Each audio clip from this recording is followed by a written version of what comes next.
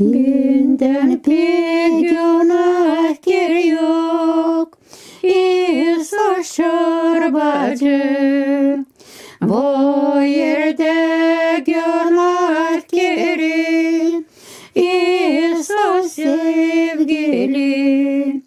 Nicele duracağım, İsa senin yönünde.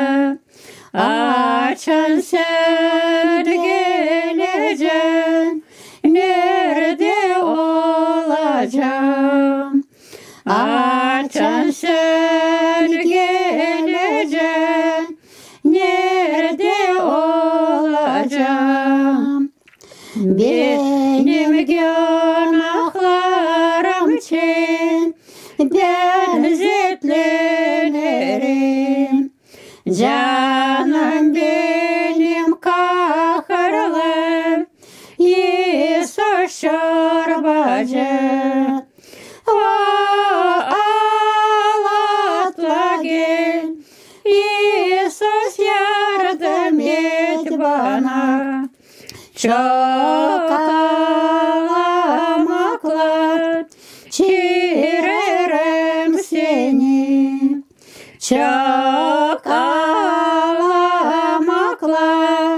çiğnerim seni. Kıyışmak verdin bana, İsus sevgili. Dayandın benim için, gerili durdun. Bin haberlerim, seninle şenlenirim. Metinlik çalarım, ben bu yerde. Metinlik çalarım, ben bu yerde. Yalvarırım yardım et, iyilikli baba. Ne kadar ben yaşayacağım oğlum seninle. Benim kayılım, ol sen benim metinim. Bana palaysın, koru günahtan.